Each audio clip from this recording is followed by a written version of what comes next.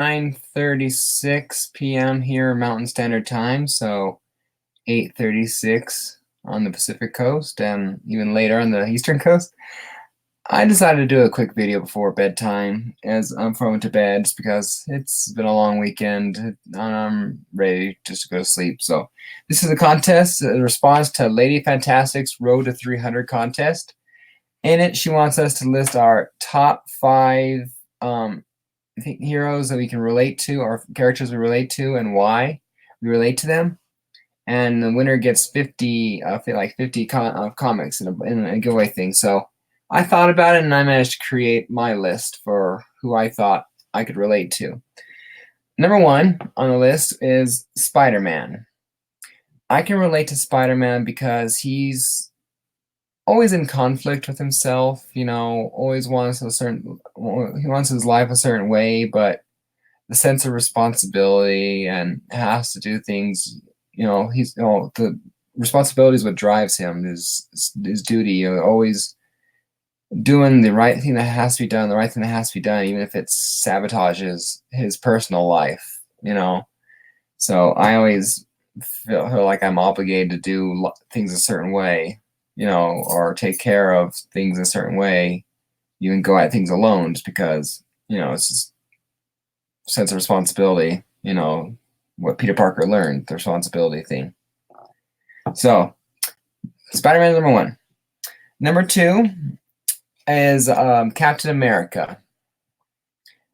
And I relate to Captain America because, like his sense of duty. He was the Boy Scout, even though I wasn't a Boy Scout. Well, I was very little, for like 5 minutes a Boy Scout. But they always doing the right thing for the right reasons. A sense of duty, obligation kind of thing. And like I said, I just relate to that. The good guy for the good reasons. Sense of duty, doing for helping others. To the extent of where's my life. Captain America finally took Iron Man's advice to get a life there in Endgame. So, but yeah, his doing the right thing, always fighting for the right causes.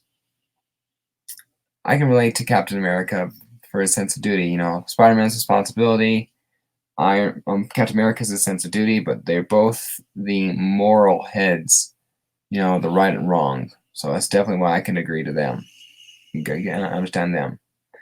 Number 3 is I listed the Fantastic Four, but I put emphasis on the Thing, and I'll explain why. I relate to Mr. Fantastic's brains, because I always consider myself smart.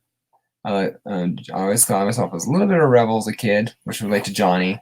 But who I related to most, the Fantastic Four, is the Thing, because as a kid, I felt like a loser, an outcast, and I didn't think I was ugly, but I definitely felt like I was, nothing special. Honestly, I'm no one special. I wasn't ugly, but I wasn't handsome. I wasn't good looking. That's how I felt when I was a kid. I was the monster that no one wanted to be around, because I wasn't popular. So that's why I can relate to the Thing. So that kind of meaning there. So I saw a spot to be true, but definitely something I could relate to as a kid, and sometimes still as an adult, that life should be easier, At least it should be easier, but it's still not as easy as you want it to be. And you put yourself down because of looks, because of class, because of money. We put ourselves down. And Thing is the ultimate person of putting yourself down. So that's why I relate to the Thing. The last one on number 4 for the Marvel Universe, because I had one person from DC. I can relate to, on some regard, to Thanos. And that might seem a little shocking, but let me explain that. In Infinity War, he was the philosopher guy, yes, he wanted to do a genocide, mass genocide where half the universe was killed, but he wanted it fair and wanted to save life ultimately. And I can completely understand that. I mean, there was a question I remember in high school. There was a switch.